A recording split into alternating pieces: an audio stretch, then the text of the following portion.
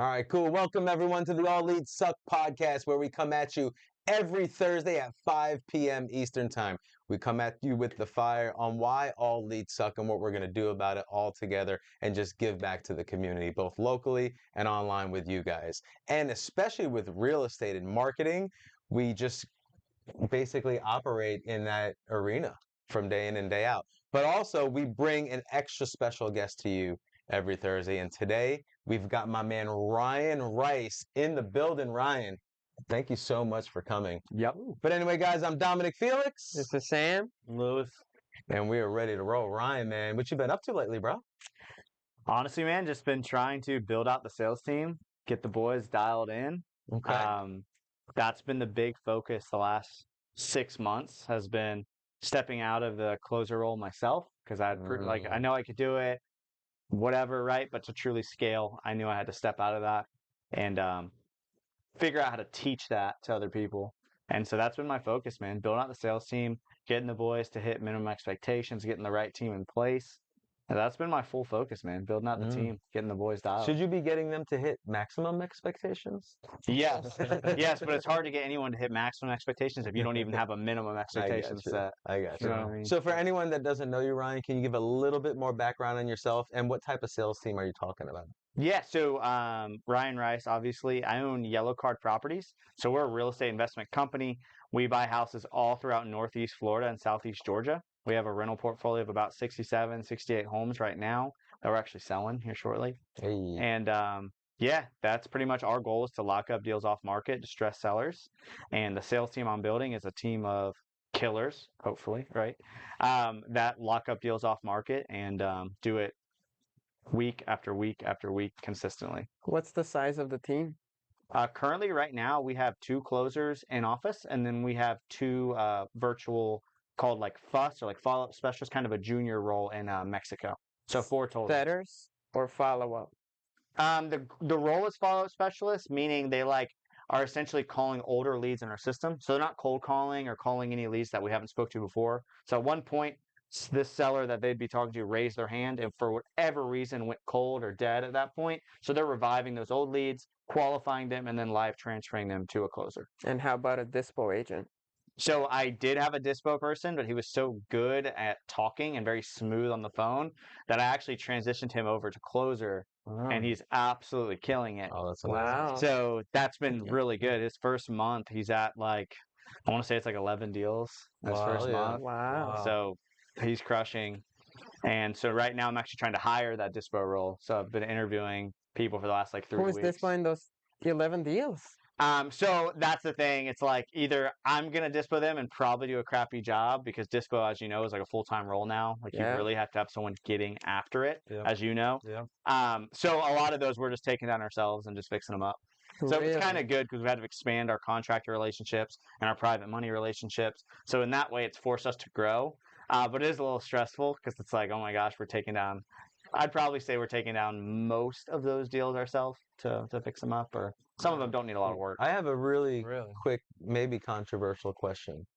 So if Trump didn't twist his head and the bullet did catch him in the back of the head, would you be worried about holding so many properties at one time? Yes. So I was actually doing a quick sale on my portfolio, was my plan, to basically not partner, but use this brokerage that'll list them one by one on the market, already rented, basically. And so that I could basically get the whole portfolio live within a week or two. That was my plan. And then the whole Trump thing happened, where I have some interesting opinions on that, but probably don't want you guys blocked on everything. But essentially, man freaking survived, right? So the second that happened in my head, I'm okay, he's getting elected 1,000%. If he doesn't get elected, then my bet is that he gets elected. So based on that bet, I now am slow selling the whole portfolio, because I think Trump rates are going to go down. I think he is going to get elected. I think rates are going to go down more, and I think it's going to be a boom to the economy. That's my bet. So I'm actually making a pretty big bet on that. So you're not waiting for rates to go down before you sell? No. So a lot of them are tenant occupied. So when I say slow sell, what I mean is I'm actually waiting for those to go vacant, putting a little work into them, and then just selling them completely on market retail. So that's going to trickle over the next 11 months probably, until they're all sold. So fair enough. Yeah. I gotcha. Okay. So what are you going through right now trying to hire for a dispo role?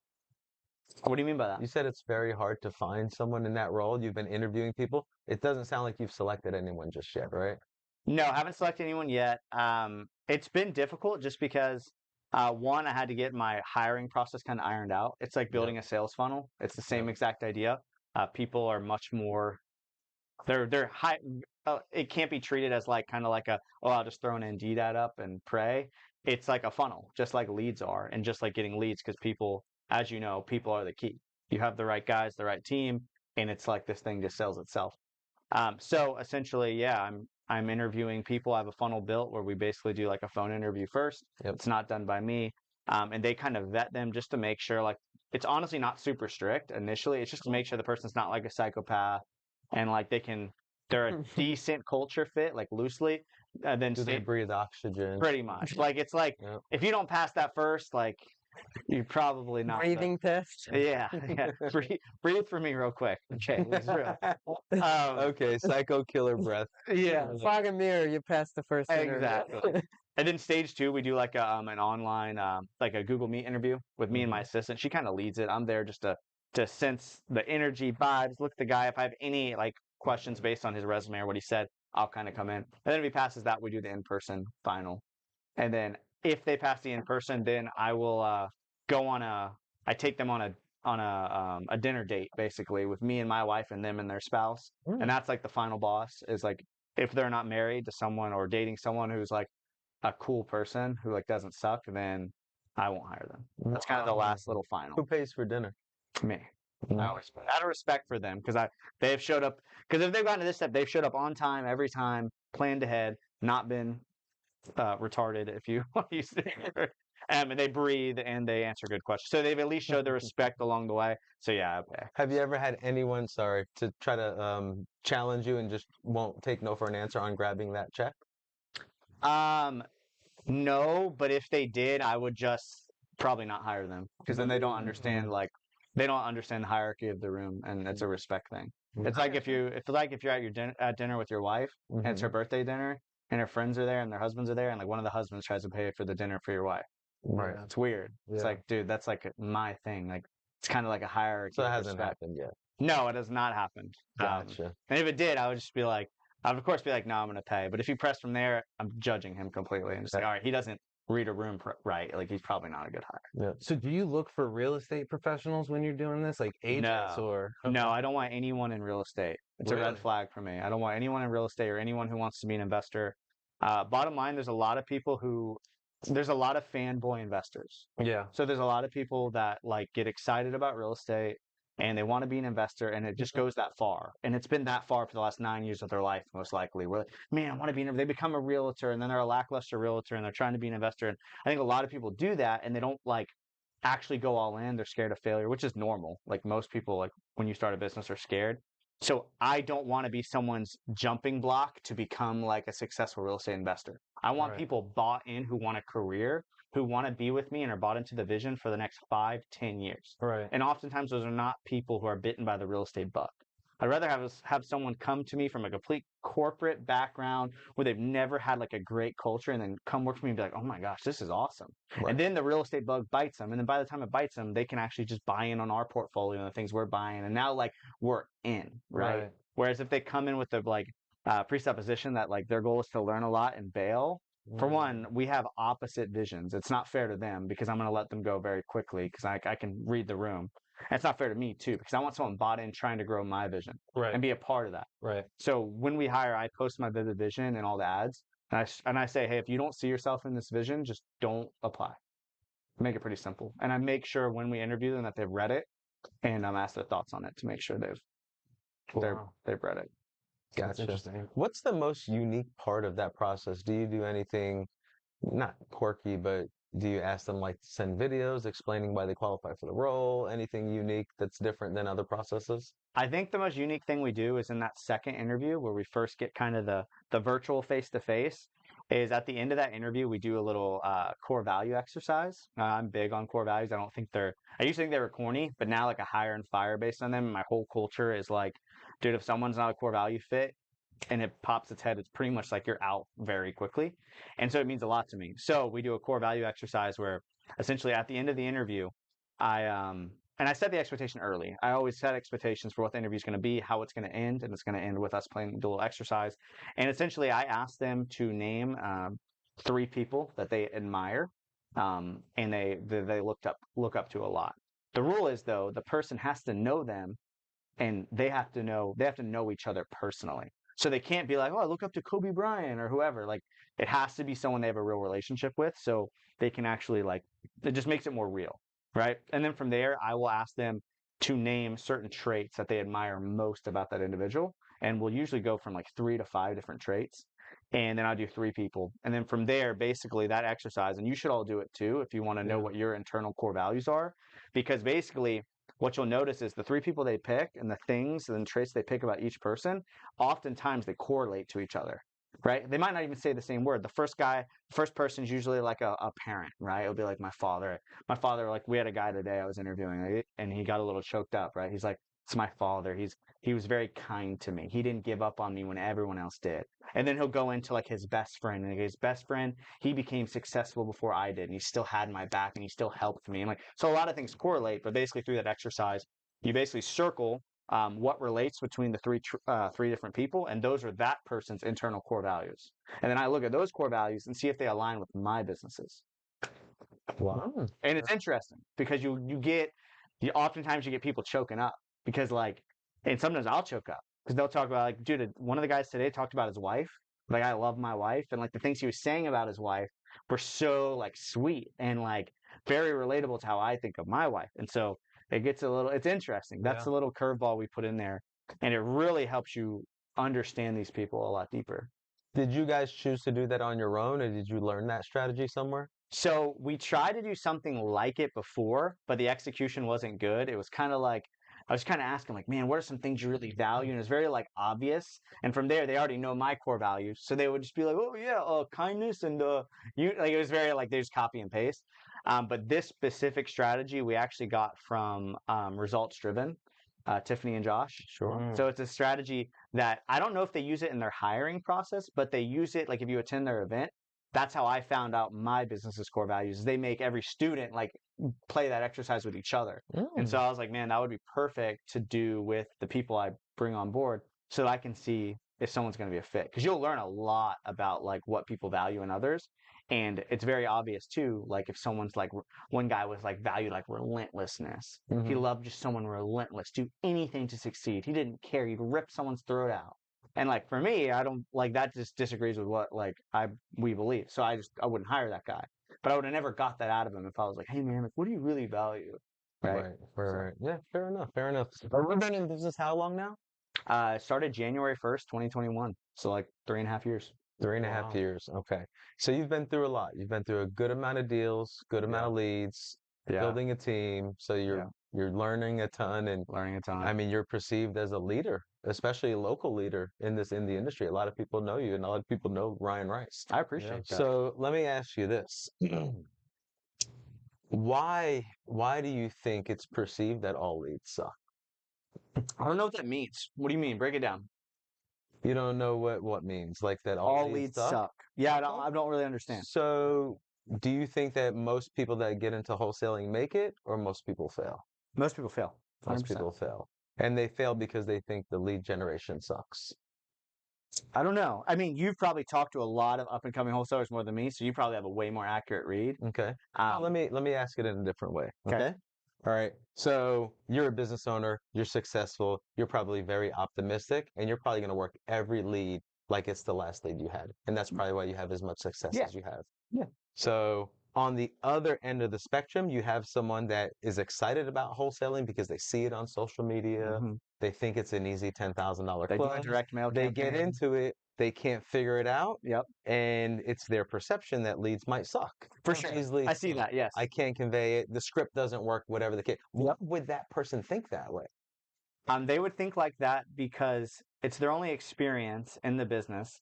And instead of blaming themselves for them sucking, which is the answer, right? They suck, right? None of us want to blame ourselves for anything. Okay. So naturally, we're going to blame external circumstances that are out of our control or perceived to be out of our control. Like in that scenario, leads. In reality, that guy sucks, which is fine. I sucked. Like when I started, I would love to have the recordings of my first calls where I'm just like, duh, like, what do, right? Um, So how did you get through it as to where that guy didn't get through it? for me, I've always had a belief in myself that no matter what, I can do it. I'll figure it out. I Okay. always looked at like what got me into it initially was listening to like real estate podcasts, like Bigger Pockets. Right. I'd hear stories on there of people who were very just regular, like nice dudes. Like you always think before you jump into the entrepreneurial space that like business owners are these absolute wizard geniuses that just kind of got lucky and they're this perfect person and they're like this beast and like they would come across like, I don't know, an Olympic gold medalist, right? But then like I'm listening to these podcasts and like the dude, like everyone's just so regular.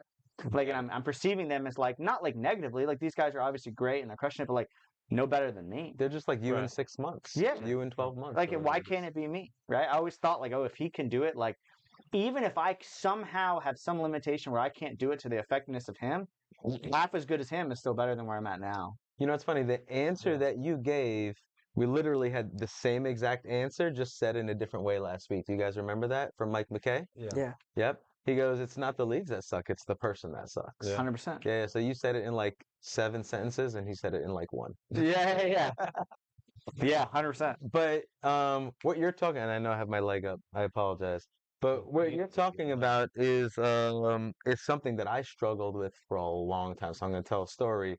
This might take 30 to 60 seconds, so bear with me. So for a long time, all right. So let's rewind maybe about 20 years ago. Yep. I Damn, you're I gonna go that far. I'm old. So I started, well, all right, so I wanted to become a firefighter, and if I was going to become a firefighter, I was switching from a sales job to working as a firefighter, and I was going to take half a salary pay cut. Okay. I was making $70,000 in sales. Yep. And I was going to get cut down to about 30. Because Jacksonville firefighters were getting paid $30,000 a year to start at that time. It's From- probably different now. In order to make up the difference, I had to do something. So I started a lawn maintenance company. Mm-hmm. All right. So in about 7 weeks, I made enough money to cover my entire salary that I was making in my sales job, cutting grass. So that business evolved into a mortgage field services company. A mortgage field services company is a company that maintains foreclosed homes for banks. So if you ever go in and out of some of these disheveled homes and they have blue tape and things are winterized or whatever, my company was a company that did stuff like that. Oh, very cool. Yep. So that company evolved to a regional company that aspired to be a national company. And the thing is, we were a company that did really well in a bad economy because we started in May of 2007. Oh, So we were on the other side of the spectrum maintaining foreclosures when foreclosures were booming. And I kind of just fell into it. I wasn't this brilliant guy that Yep. said, I'm going to target this industry because of a poor economy. It just kind of evolved and happened that way. So we were doing $5 million a year for our 2 best years, netting about 30%, right? And we would go to these industry conferences. It was NAMFS, National Association for Mortgage Field Services. And in these conferences, since we were like one of the bigger regional companies, we would be closer to the national companies that we got business from. So we'd go to dinners and meetings and stuff like that. So some of these dinner tables that I would be at would be like huge round tables in nice steak restaurants with about 10 to 15 people. And some of my competition that were talking to my clients, they were just way more educated than I was. Yep. I also don't really follow sports, so I can't really talk sports with people and all that. Yep. And they all were just talking sports with the clients and all of this stuff. And I was kind of an outcast at that table, right? Yep. I was an outcast at that table, but I was blowing away a lot of my competition. Yep. And I couldn't figure out for the life of me how the hell I was sitting in that seat until I read Think and Grow Rich by Napoleon Hill. And it kind of complements what you're talking about. There's a whole chapter on persistence, right? Mm-hmm. And the fact that I showed up every day and I was persistent until I achieved my goals is kind of what taught me the value that I had in business versus my competition. Mm. You know, I'm willing to not give up. I'm willing to work a little bit harder if I have to, a little bit earlier, a little bit later, sometimes on weekends. And it's not always like that because sometimes you're doing extremely well. Yeah. You know, you can delegate, right? That's another thing I learned over time, the delegation, the power of it. But persistence. Yeah. Persistence is what I learned, what I had, and it took me fucking probably well over 20 years to figure that out. Yeah. Yeah. So that kind of credits to what you were just talking about.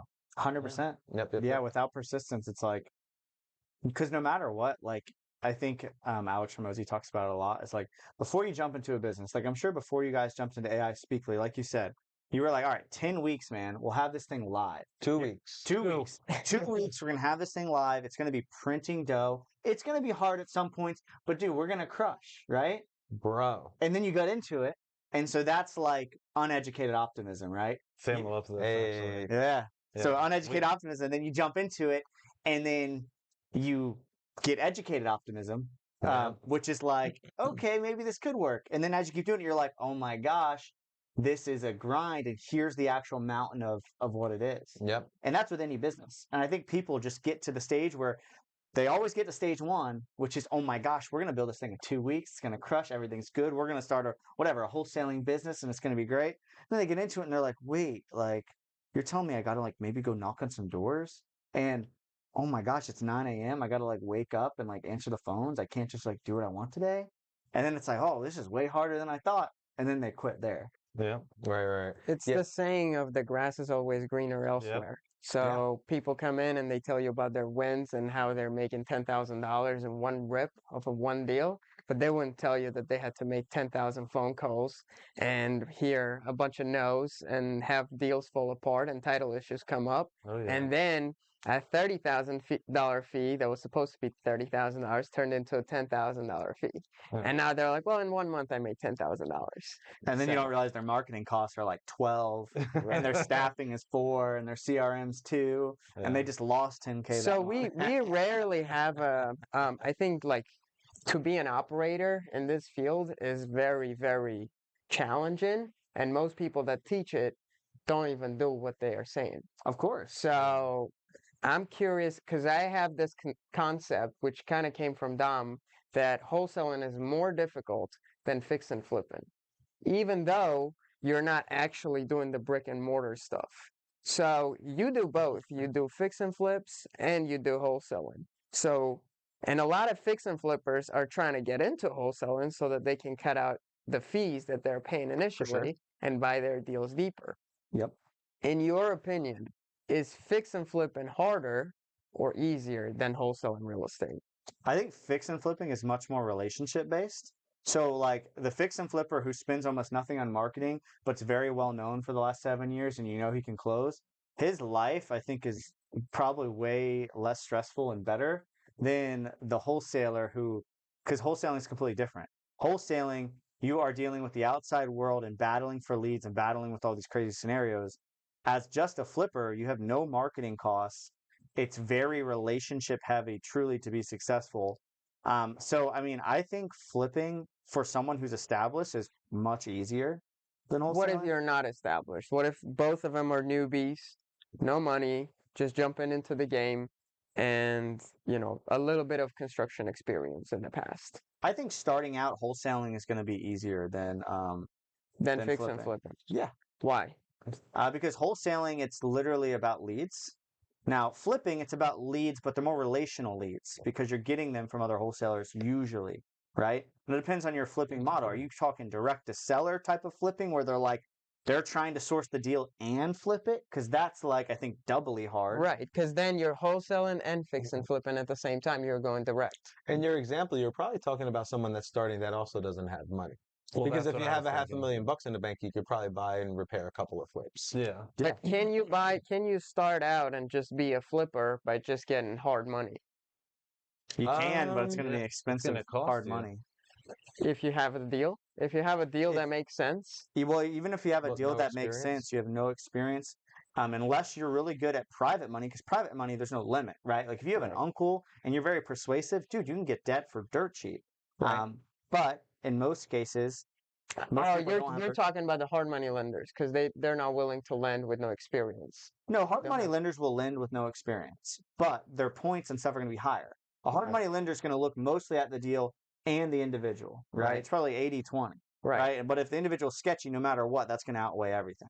Right. So if a hard money lender is looking at the deal first, like, okay, does the deal make sense? Because hard money lenders get a lot of stuff across their desk that's just junk, right? So first thing, the first vet is like the deal, and if the deal checks, then they look at the individual. They're Right. like, okay, what's your experience? What have you done? They'll probably get lunch with them if they're a good hard money lender who, if they're lending their own money and it's not like syndicated, most likely they're going to try to meet this new flipper and just get to know this guy. And if it's a stand up, good, decent dude who has a decent track record, they'll do the loan because the deal is good. If the deal's good, not good, no matter what, you're not getting the loan. I'm not getting the loan, right?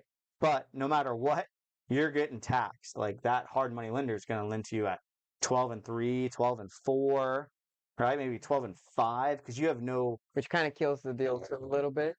Yeah, it's just gonna tax you a lot. Mind you, if it's a good enough deal, you'll still make money, and it's still better than having no money. On top of that, terms are important too. Like the hard money lender is most likely not going to lend you 100% of the purchase and 100% of the rehab, Right. which is what we get. We didn't get that right away, right? Right away, it was like, okay, 90% with like half the rehab, and I'm having to bring this money to the table, and I'm paying way more. But as you get more experience as, I guess, a flipper in this case, you'll get access to way cheaper debt. If you're posting your deals on social media, you'll have family members reach out as long as you're marketing well enough. Like, oh my gosh, I have money sitting in my IRA. Can I get in on this? So it's really definitely relationship based on the lending side too. That's what I'm trying. My biggest expense is interest. Are you currently raising money actively? Always, yeah. What do you do to raise money? So I post a lot of content for like free value for people. And like lately, I've just been breaking down deals and kind of leaning it more towards the value add to someone who'd have money to lend. And so I'd break down the deal. I'd kind of brush over how much money I made because no one cares about me, right? Everyone cares, like, what about me and my money, right? And then Taylor, I'm like, but my hard money lender, all he did in this whole deal was look at the deal and send a wire transfer. And he made boom, boom, boom, whatever, $7,000. And he only lent this much. That's a blank percent return. So just putting that stuff out there and then just saying, hey, comment XYZ for our private money credibility packet. And then we just send that out to educate. And then I kind of have a funnel from there. Is like once I send it, I'll check back with them in a couple weeks. I make sure I have their phone and email. So I kind of build a pipeline through that. It's like with any leads. Mine's super like baby, brand new. But yeah, my biggest expense Your is private interest. money lenders that you have raised money from, has it mostly been friends and family or people that are in the network that came to the funnel, or maybe people just in town A that lot of it's happen to know you? Yeah, a lot of it's like it's people that like knew me, but I didn't really know them. Like they'd watch my content and they just reached out. A lot of it though, funny enough, is people I've already done a lot of business with who know that like we're straight up, we're honest, we don't lie to people, we do good business. So a lot of it's been like realtor relations through that who have seen us do deals left and right, and they're like, oh my gosh, like I have 500K sitting, I'd love to get it lent out, and it's like, yeah, perfect. So a lot of it was like people I already knew had no clue that I even needed money for deals. They don't know. Like people not in the business, they don't know. Unless you tell them. Yep. Yeah. Then you tell them, and all of a sudden, like when I made my first ever story, because I just put a whole bunch of free content out, and then I finally made a story probably a month and a half, 2 months ago, where it was like, hey, we have a couple of deals closing. We need about X amount of money in hard money lend or private money. If you have money sitting, let me know. Bro, I had like 10 people hit me up. One person who's an agent who's like super high level lady I work with in Georgia called me right away and was like, oh my gosh, like I have money sitting. I'd love to work with you. And it's like, okay. Damn. And so like my portfolio that I'm having to slowly sell where like the tenant gets out, we fix it up and all that stuff, all that construction money to fix it up, she's funding it. Wow. So I don't have to bring any of that money to the table. And then she's just cool with getting paid back on the HUD. And so like, How much have you raised, if you're comfortable sharing that? like that's actually been put into deals. It's I probably have access to around like $1 million right now. And it's all been through basically the power of social media and the network. Yeah, just social media. But you have to understand, it's not the social media is just the voice that gets it out there. Right. What means more than anything is like credibility and like being well known as someone who's like not sketchy. Of Because course. like, there's people who can say a lot of stuff about me, but like I've never screwed anyone ever, and I don't lie to anyone ever. And Right. it's kind of got me in trouble of how honest I am with certain people. But that's at least known that like, dude, I will never lie to anyone. And so that has at least carried into the community a little bit. And the content is just kind of a way to yell it a little louder that, hey, I might need something at some point. And people are like, wow, I'd love to work with you. Right.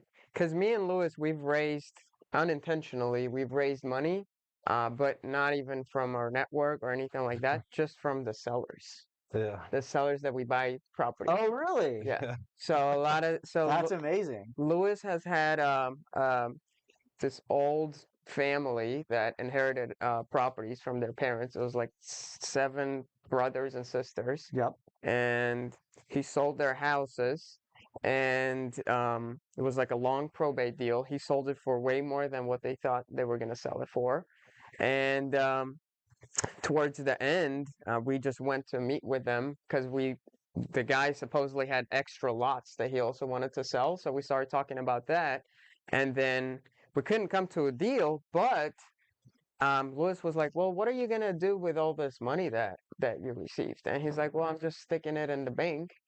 And it was like a golden layup. So we've raised close to $500,000 from just Oh. one family that just sold a property. Yeah. And we didn't intend to raise money at the time. We didn't. It was just like And that's the cool thing that people have told me about private money, because I've only been in the game as far as private money like a couple months now since I made that story. What everyone's told me, it's like it starts off like that. Like you get your foot in the door with a family of 500K, and then you start doing a couple deals with them where they're making a return, and then guess what? Auntie and auntie, like auntie, uncle, they call in. They're like, "Oh my Yeah. gosh." Because think about it, these people have, like those people, they probably never had that sum of money in their life. Then they get it, and now they're like they look like such super like high level, high status people now. Yeah. Because they didn't just get that money and buy something and be cool and flashy. No. They're high level investors now. Yeah. So at the family barbecue, it's like, "Oh, what'd you do with all that money, sis?" "Oh, well, I lent it. I'm actually a professional lender on some real estate transactions." Ooh, can you give them a certificate? Yeah. Now you're a Yeah, lender. exactly. Now I'm making $3,000 a month for doing Yeah. nothing. They're like, "Oh my gosh." Yeah. He started out small with us, but like with it, I think we paid him like a week early every time. Like I think one time we even like bought him dinner when he came to town and just like try to do extra things for him. And then like 90 days later, he's like, "You guys want some more money?" And then 6 months later, we called him. We're like, "Hey, we need more." He's like, "Yeah, no problem. What do you want?" Like he was super Yes. cool about it. When the So relationships are that close, it's yeah, awesome. and he Yeah. was like, I was driving from Tallahassee all the way over here just to collect rent every month. Oh, and yeah, you guys he are had- wiring me the money. he had properties. The properties he was trying to sell to us, it was just like 2 mobile homes with rentals, and each one was generating like $450, $500. Yeah, And he would drive from Tallahassee to Jacksonville every month just to get the check and drive all the way Dude. back. and it'd be short. He'd sit there for 2 days while they scrounged why up that all guy the loves money. you. Yeah, Yeah. and we're like, dude, it's a week early. It's already in your bank account. And he's like, I didn't know you could do that. We're like, yeah, man, it'll be there. It'll be there next month, same Yeah. way. And I mean, he loves it. The first note he gave it to us at 9.5% interest rate. Wow. Yeah, it was Amazing. $100,000 at 9.5%. How many Yeah, points? go. No, No points. points. You Wow. didn't tell him to charge you points? He didn't even want We to. forgot. Most lenders might charge a couple of percent, and if you do the math, this is where most of the money's made. Charge it to me. Couple of years ago, G and I raised a couple $1 million for flips, and just and the concept was, all right, they gave us the money, and we paid them a guaranteed rate of interest return. I think we were at 12 to 14%, and then we were just using them for deals over and over and Like a over. line of credit, basically. Correct. So, are you raising money in that fashion, or are you doing like per deal? It's per deal. Yeah. So you get like a verbal commitment on what they have available. I'll and have when you them need it, you'll call them. So usually I'll have them actually just wired in early, and I'll just tell them to like wire it to title. Title holds it. They're not going to be getting paid any interest until the day the deal closes. But do you have like pre-committed people as to where when a deal is ready, you can go and ask them, "Oh, do you still have that 240K?" Yes, so I have pre-committed people, and like for instance, we just did our first private loan ever. We got from that story from like a month and a half ago. The guy lent us, like the deal was in Jax. We bought it for like 92. It needed like 30K in work, and then or 25 or something. Our base is like 125, and he lent us the full amount. And then we're selling it next week. We're actually going to get like, it's not even a good deal. Essentially, we listed it for 159. I took a cash offer at 150 because a whole bunch of actives came, and then he just requested like 5K in repair. So we're probably going to make like $7,000. So not the best deal, but the debt was super cheap. And then so like we know that that's closing on the 5th. We have another deal closing in Palm Coast on the 6th, and so we've already let him know, hey, your funds are coming available this day, yada yada. Do you want to relend it the next day? And he's like, let's go. Yeah. So like stuff like that where the money's already out. My goal is to make sure we have deals lined up that when he gets paid, he can get it sent out the very next day or Yeah. the same day. If we've never done a loan, ideally I just have them wire the second they make the commitment. Like, hey, I can lend this much. Okay, well, let's have you wire that in just so I know it's done. So in my head, because with private money people, they've never done it before, and I can't deal with people getting cold feet Right. or like wasting my time in the future. Like, we're gonna do good business and be How honest many with you. times did that happen? What? Hasn't happened yet. Hasn't happened yet? No, it has not happened yet. Okay. Do you have a So what- contract to get them? Do you sign off with beforehand? Before, no, we sign a note, like in the closing docs on the Okay. purchase. Gotcha. Yeah. Yeah. As far as the private money lenders, do you have enough right now as to where you're only borrowing private money, or do you No. do a combination of hard? We have to do a combination of hard money. Yeah. Yeah, That's the name of the game right now.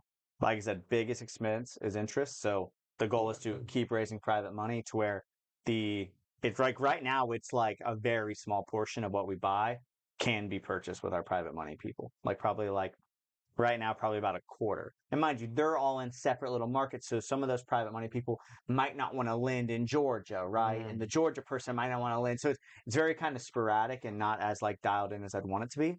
But yeah, most of it is still hard money. But we do get good hard money terms that I won't say on here. But we get super solid terms that are very competitive.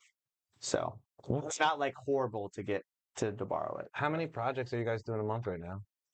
Well, if you include the portfolio, it kind of skews the numbers because we're trying to like sell off all that. But as far as like new projects, I mean, this month close to 15, or for July close to 15 because, like I said, we don't have our dispo guy, so we're kind of. Wow. Do you have a full-time crew of contractors? So they're not like employed by me. They're like subbed, like they're their own companies. But yeah, we manage the contractors. My operations guy, Ian, he manages all the contractors and All the relationships. projects? Yeah, for the Georgia stuff, because that's like 3 hours away, we basically worked out a partnership with my realtor up there, who is an absolute beast, by the way. She's the one who's like lending money on the flips too. We basically worked with her to build a good contractor relationship. And so it's kind of on her to project manage it. And that's built into her listing fee. And so she actually does all the project management. And we have a weekly meeting to make sure all those projects are like going. Because right now we're having like 3 to 4 houses go vacant a week right Where now. in Georgia? Hinesville. Hinesville. Where is that? It's right next to Savannah. Okay. Yep. Okay. So she manages the construction there just because I don't want to spread Ian too thin. Yeah. And then for everything now, up near us, we have a crew for St. Augustine Palm Coast / Jacksonville. And then I just forged a brand new relationship with a contractor in Gainesville, Ocala, all the way over to St. Pete. He kind of hits all those areas. He's still brand new, but he seems really, really solid. So that's been a good new relationship. That's for him. pretty scattered, man. That's quite like far apart from each other, and to do projects like in different cities. I've done a lot of projects myself that I've self-managed. Yep. I don't think I could get myself to go outside of Jacksonville anywhere. For sure. It's just I can already think of all the operational nightmares that everybody has to go through. For sure. It's like, it's just picking the right people. Like how Dom said earlier, it's very like people based. So like, I don't, like for all the deals we do, none of my team really leaves the office. No one Right. leaves. The only person that leaves is like Ian when he'll do an initial walkthrough with our St. Augustine, Palm Coast, Jacksonville contractor. He'll go with them. And he just manages everything from the office. Yeah, we have, because we don't use a ton of different contractors. So at this point, there's expectations set with the people we've been using. So it's very streamlined. Like they just go in, go ham. We approve the quote, and it's solid. But building that contract relationship is incredibly difficult. And Oh, yeah. that's been the biggest problem. I've gotten screwed on so many projects. Yep. Like I have countless stories of just my personal house. What's the worst story that you've got? The worst story is there's a couple, but like I guess the one that hit closest to home was with my personal house. So I started in 2021, middle of 2021, going ham. I ended up getting 55 deals that first year, solo, just on my own. I hired Ian halfway to help with like the transaction coordinating and stuff.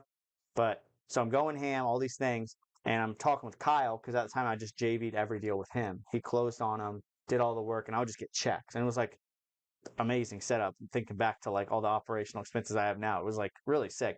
But anyways, essentially I reached out to him one day, and mind you, I'm about to get married, right? And I'm like, hey, Reach out to who? Your contractor or Kyle? Kyle. Kyle. So I reached out to Kyle, and I'm like, hey, bro, I'm about to get married. I owned a little condo in St. Augustine Beach, a cheap one. I got it for like 100, whatever. And I'm like, I want my wife to have like a house. I want to have a backyard. I didn't want her to have to walk the dogs because that sucks, right? Walking dogs sucks. We have 2 giant dogs. We love them, but I don't want her every day to have to walk the dogs. I want a backyard, all this stuff. And I'm like, do you have anything? He's like, weird that you hit me up. Literally today, I just closed on a house in this neighborhood. It's a really solid neighborhood, and he sends it to me, and it's a really good neighborhood. It's called St. Augustine South. It's like its own non-HOA, got multiple boat ramps, just solid neighborhood. I grew up in the same exact zip code. And so I'm like, that's solid. He sends me the deal, and I'm like, how much? He was like 205. And it was funny because like comps in that neighborhood are tricky. Like at the time, ARV on it was like 380. He didn't know that. I didn't really know it either because I was brand new. But anyways, I bought it from him. He funded the whole purchase and funded the construction. Mm-hmm. And I was like, let's go. And then prior to buying that, I met with a contractor I found on the Yellowbird page, and the nightmare of my life. And mind you, I'm running a brand new business. You want a name drop or not? You don't have to. I'll drop his first name. His name's John, Okay. and he's an absolute menace to society. But I wish the best on him. I hope he's okay. But just know, But beware. I'll never forget. But anyways, so meet with him. I'm excited. I've never really done a flip before, and like this is my guy. He's my contractor. Everything's good. I get the money and debt, everything financed in, and mind you, I'm about to get married. About to get married. I have a lot of pressure. Brand new business. I still really don't have proof of concept in my head. Still like this brand new business person. There's a lot of anxiety and fears. Mm-hmm. And anyways, so I close on the house. Dude, right away. The project was supposed to take 2 months.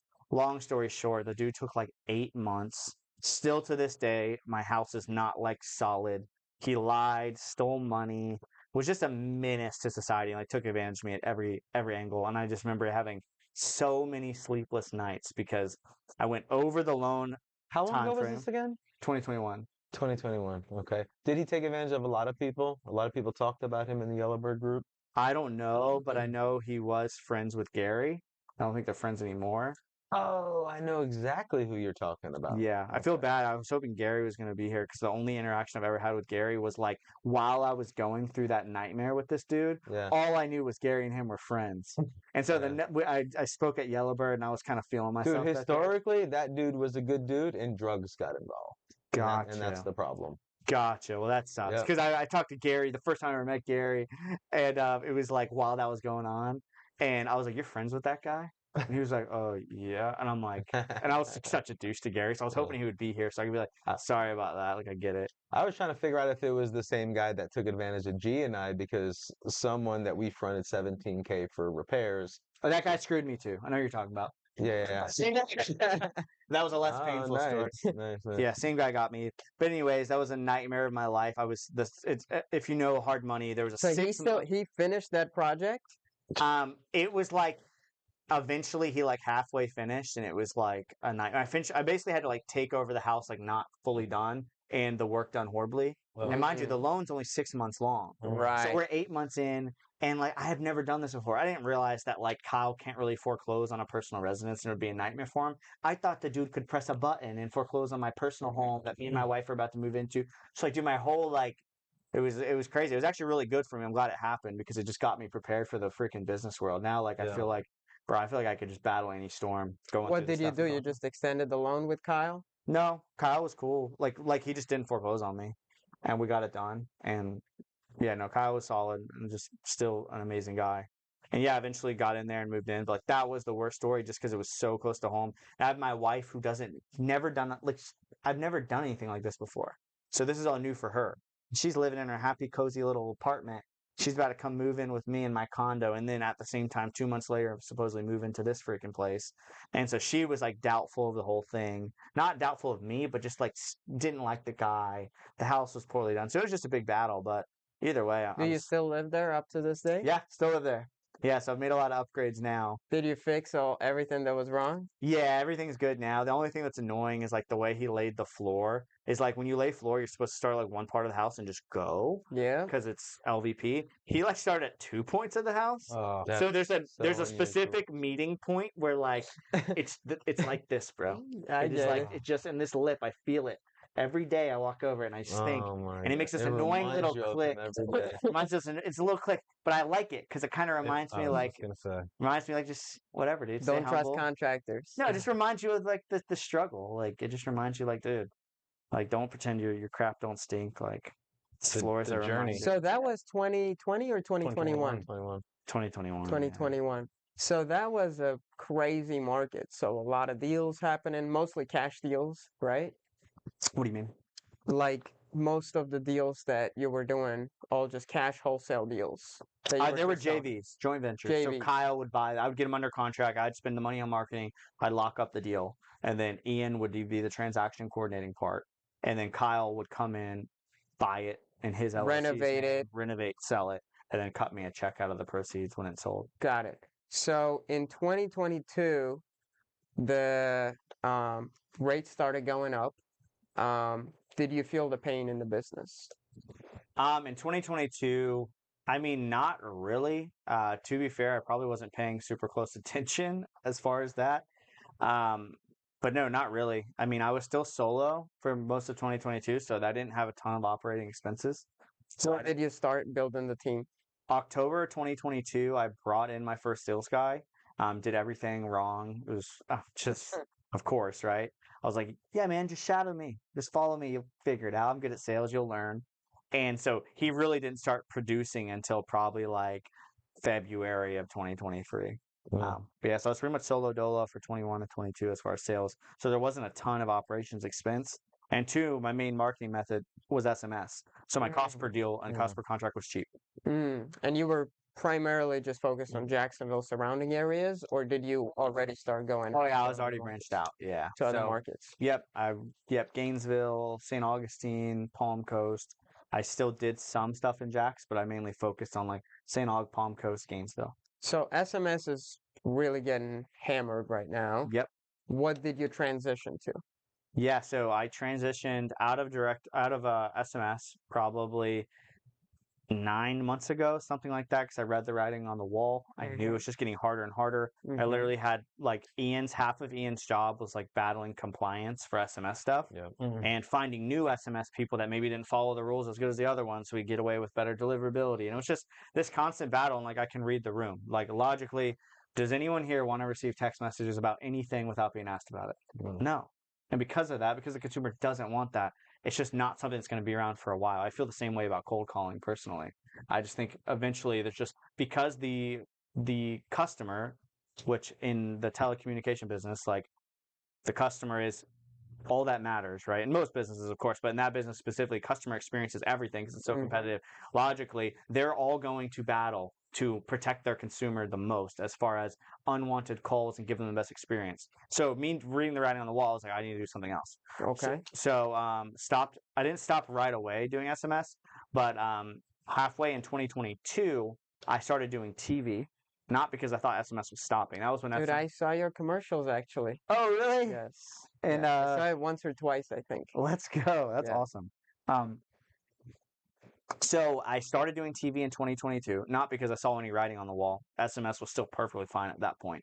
But I had that, and I started getting some proof of concept with TV ads. So I already had my foot into other things.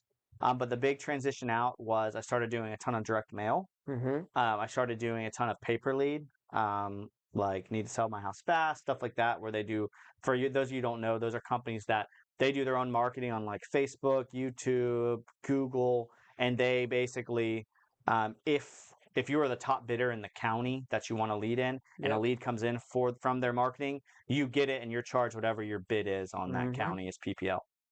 So that as well, and then also SEO, and then also trying to think, I'm missing a couple more. So you branched into a whole spectrum of different lead channels. Yeah, my mindset's always been to like spread myself and not just go all in on one thing. That's why initially, like, I always have been virtual.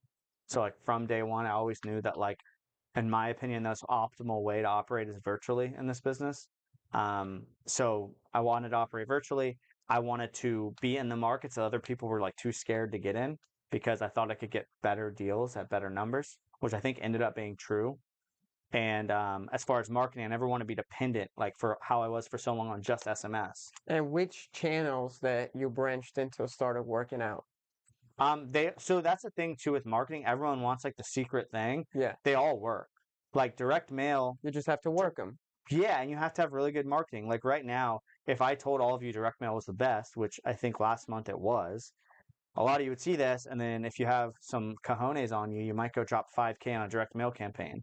But one, you're going to send it to the wrong people, and you're Well, going to we send. certainly won't, but some people might. Well, I'm talking to them. Yeah. Yeah, I mean, I have no clue what you guys would do, but most people would send 5,000 mailers to the wrong customer in Yeah. their market, and then send the wrong mail piece. They would get 4 calls, and what would they say? All leads suck. Yeah. Yeah. Take me off your list. All leads suck, and marketing sucks, and Ryan lied. And I can't Who make would- money with wholesalers. Who would the right people be for them to send it to? Like if they were to get started. Distressed sellers. Okay.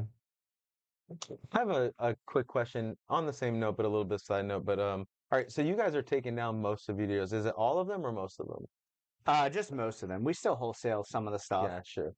Mind you, we're going to transition out of that when I hire my dispo guy. Of Where- course. So that's like the big focus.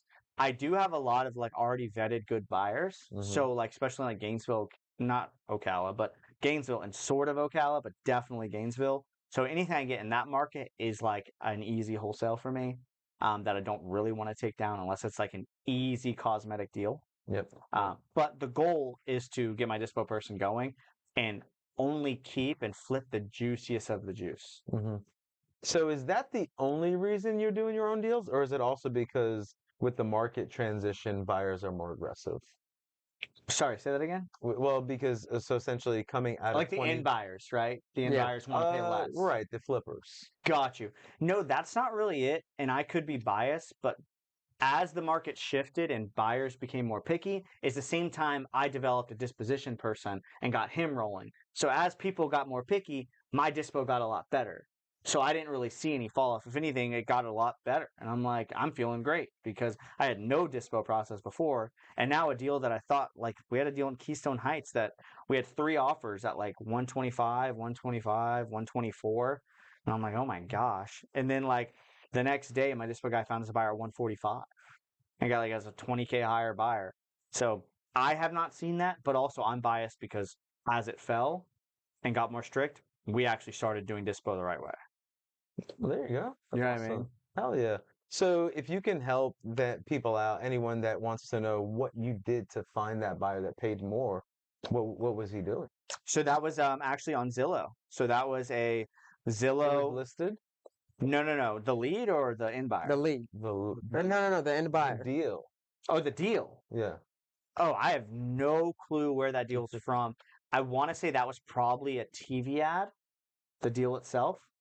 It was probably a TV. No, what I'm saying is like you said he found someone 123, 124, then a 145. Yeah. So what did he do to find? Yeah, so that guy was basically my dispo person looked on Zillow on recently sold flips in that neighborhood and called all the people. And one of the guys he called, actually, The funny enough, realtors?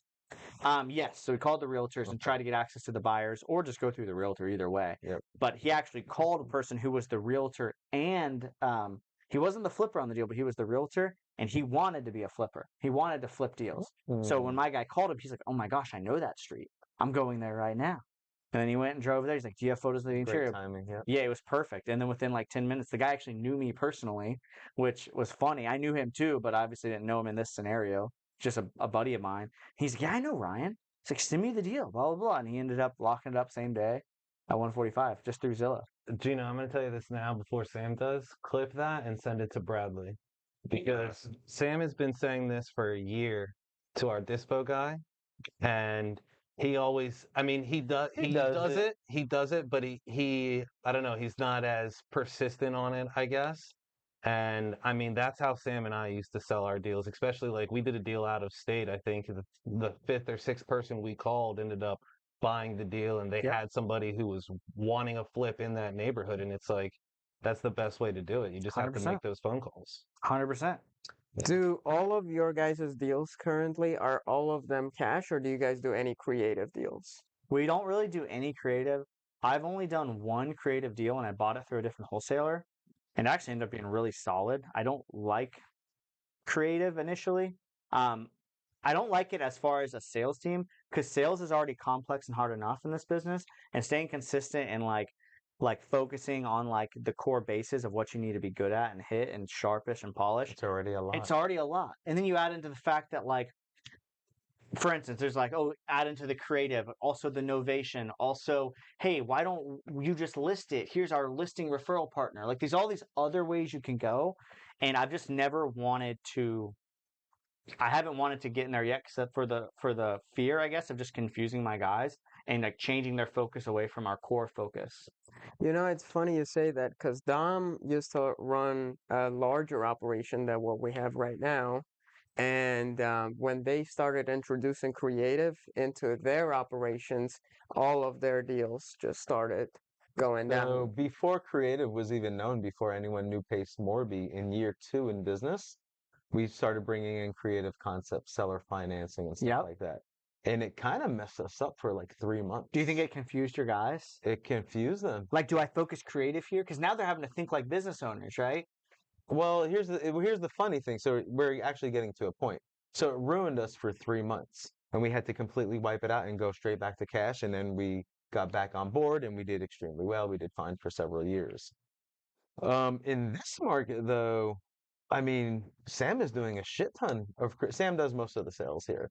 Lewis and I jump in a little bit as needed, but like we had an acquisitions manager, and he was getting cash deals, and a lot of deals he wasn't getting. But when Sam jumped into it, Sam was getting like 5 times the deals by implementing creative. That's amazing. But I do think it's a very unique skill set, and your mind has to be able to work in all of those different directions. Yes, you have to have Yeah. someone like who's very talented and also kind of business minded and also can pivot and knows when to push creative and when it's just a juicy cash deal. Correct. And to get that out of like a team member, someone on a team, it's not impossible, right? Of But it's just so hard, and I think that makes scaling hard. But if you have the unicorn, I mean, that's like the dream. Right. So, do you think you're leaving money on the table by not doing creative? And then I have actually maybe one previous question. What are you going to do with the lead that has no equity? Yeah. So, question one was, do I think I'm leaving money on the table? I mean, I could be potentially, but at the same time, I could also be risking losing a lot of money, like you said, by getting my Right. team distracted. Like, I just see every day how hard it is for salespeople, even very good salespeople, to stay on track with normal sales concepts and keeping that all those blades sharpened. We do sales training every day. Yep. We do sales training every day for an hour, includes education, role play every single day, and they have their own sales pod where they dive into it deeper with a separate coach. So like I'm giving them a lot, and even then, Is that the small group? yes, Nice. yes. So and even then though, like we just listened to a call with one of my amazing closers, my new guy who's an absolute killer, and like the whole call, the guy basically in the offer call, the guy's being super non-committal the whole time. Second, the dude answers the phone. You can hear he's clearly driving. The window's open. It's super loud. There's beeping. There's all these things. Mind you, we're about to make an offer on this guy's most valuable asset he's ever owned in his life, right? So like I know, hey man, I don't think it's a good time for us to talk right now. Let's have the conversation when you get home, because the last thing I want to do is make you feel pressured because you might worst case be distracted right now. And that guy's gonna be like, yeah, perfect. That's great. Let's do it when I get home. And my guy almost lost the deal because he pushed through and tried to make the guy agree. And then eventually the guy was like, his previous asking was 130. Because my guy didn't address any of the non-committal things going on, the dude's asking price went up. How rare is that? Right? All of a sudden the guy was like, 135. And then my guy tells me that, and I'm like, yo, like, we're clearly missing something here. This guy's not comfortable. And it turns out the guy wasn't comfortable. The guy made up something, ghosted my guy, called another buyer. And luckily, the other buyer was like kind of a psycho and like yelled at our guy and whatever. So we still ended up getting the deal, but by pure luck. Like, we should have lost the deal. and we would have got the deal for 10K cheaper, right? Because we offered 120. He's like, Right. no, and then whatever, right? So we ended up getting it for 130. But I just know how good, like, how hard it is to just stay polished in every way. You add creative in there, and like, yeah, you'll get some creative deals, but I just think it will be incredibly difficult to do that. Okay. So then what are you guys doing with the leads that have no equity? So if they have no equity, so with my old sales team, like my old closers, Mhm. I had completely different closers like 4 months ago. With them, I did teach them how to do the sub 2 pitch. And to be fair, I probably didn't teach them that well because I Right. never did the sub 2 pitch. So I'm not going to be the best teacher on it. But for now, if there is no equity, it's kind of like we just refer them to an agent, right? Like it sounds like your best fit right now is an agent. We'll help you out. I always have them ask the mortgage payment amount to see if we could make it as a sub 2. Like I'm not necessarily in a position where I want to wholesale any sub 2s. I would want to keep them if they're in the market where I buy rentals. So they do ask, so we do kind of sniff around that area. But if the numbers aren't good, then I don't have them pitch it, and I just have them pitch an agent referral and try to just help them. Why got wouldn't you want to wholesale the sub twos? Just because now it's making it more complex for my dispo guy, and I don't even have a dispo guy. Got it. You know what I mean? That makes sense. Things would probably be different if I had like super stabilized closers who had been here for a while, who like I know are like good to go. Yeah. Then it's like, okay, I'll add another tool to your tool belt, right? Which is what I tried to do before, and it seems like it kind of confused them a little bit, like what happened with you. Yeah. The dispo, I don't even have a dispo. So I'm trying to teach a guy what dispo even is. And then I'm like, by the way, there's sub 2. So you can actually get this blah, blah, blah, whatever the fee is called. It's what's the fee? An entry fee. Entry fee. Yeah. Get the entry fee for this. So I bought in one sub 2, and it had great cash flow. I still own it. The payment's $1,100 a month. I have it rented for like $2,400. God damn. But I had to put, I think like the guy rinsed me on the entry fee of like $35K or $30K or something. That's still a phenomenal deal. Still good. entry, Yeah. Yeah. It's, So I got. Where are you gonna get a house for $35,000? I know, and it's got equity too. Believe it Yeah. or not, it's got like probably 60, 70K in equity after it sells. So Yeah. Wow. Gotcha. Cool. So you have a meetup, a St. Augustine meetup. Can you talk a little bit about that? Maybe 30, 60 second? yeah. So host a meetup second Tuesday of every month at Jimmy Hula's in St. Augustine. Where exactly? Jimmy Hula's in St. Augustine, right off US 1. And it's the second Tuesday of the month. We do it at 11 a.m. People kind of trickle in because obviously it's a little early. So we like to do some kind of networking there. But the goal with that meetup is I always bring people who are going to add value. Mhm. So you're never going to come to that meetup and have someone pitch to you like this new mortgage thing that no one cares about or this new home insurance thing that no one cares about. It's Yeah. always going to be very, very value driven from people that I respect and know are successful. And when I say successful, I mean profitable. Because there's a lot of people who look successful, but they're not making any money. So if you're not making any money, no offense, I would rather have you come to my meetup and talk about all the things you did wrong than come and like try to preach to people about how cool you are when you're not profitable. So I'm bringing people that I know are profitable, who are absolute beasts and are trying to just add value to people. So the concept of that meetup is to give back to the local community, and maybe as an offset, things will come back in your direction, like deals or things like that, or what? So no, I'm not even really thinking I'll get deals from it or anything. The goal is really just to add value. It's really as simple as that. And to be seen as like, dude, I'm here just to add value and with nothing in return. And I think just based on that mindset, which truly is, it'll probably it's already end up being great. Like just from what I've learned from my meetup, like we had a guy come in and talk about profit first. J Park City and Beach guy, owner of that, come in talk about the profit first concept and like blew my mind. And now I hired a fractional CFO to help me with profit first and all these things. So it's mainly a selfish thing for me to be able to meet really cool people in the community and learn a lot. And I know if I'm learning and I'm taking notes, I know everyone else is going to be learning and taking notes. Yeah. What happens when it just gets too many attendees and you can't fit in Jimmy Hula's? I hope that happens. We'd probably move it to more of an event style, like Yellowbird or something like that, where it's more of a brand and event style situation, Yeah. where we maybe have a lineup of speakers. But once again, the goal will always be to add value. I hate meetups where I get there and the speaker's like, yeah, here's this new tax, this not new, they teaching like 1031 exchanges or something. It's like, dude, like Google it. Yeah. Google it. But you don't like it when they pitch at the end too and try to sell you something? No, I hate It's that. amazing. I want someone, I like when everyone speaks to my meetup, I always tell them, Like I've had Kurt, the owner of the home inspection business, who's an absolute beast. I didn't tell him, hey, I want you to talk about why your home inspections are so good. I'm like, hey man, what are you passionate about with your Home scan, business? right? Yes. Yeah. I'm like, what are you passionate about with your business? And he's like, I'm really passionate about my systems and my people, and like that's what gets me excited. I'm like, cool. You want to talk about that? He's like, I'd love to talk about that. Yeah. And so the speakers that come, they're not necessarily, if it's a mortgage guy, he's not really talking about mortgages. Like we had Jeff Weller. Jeff Weller talked about how he grew like 120 house portfolio of these cash flowing rentals and like blew all of our minds. He didn't once talk about mortgages. So the goal is to bring people in who are talking about, they're experts, but talking about what they're actually passionate about talking about. Yeah, that's awesome, man. Cool. So if anyone wants to reach out to you, pick your brain, or just get in touch with you somehow, where should they go? DM me on Instagram or message me on Facebook. Okay, and the handles? On Instagram, Ryan Rice with 3 E's at the end. Ryan Ricey. Ryan Rice. Awesome, man. Well, dude, we truly appreciate you being here, man. And guys, remember, every Thursday at 5 p.m. Eastern Time, it's the All Leads Suck podcast live. It's on Facebook, and you can also go to youtube.com/All Leads Suck. Guys, I'm Dominic Felix. This is Sam. It's Lewis. And you guys enjoy the rest of your day.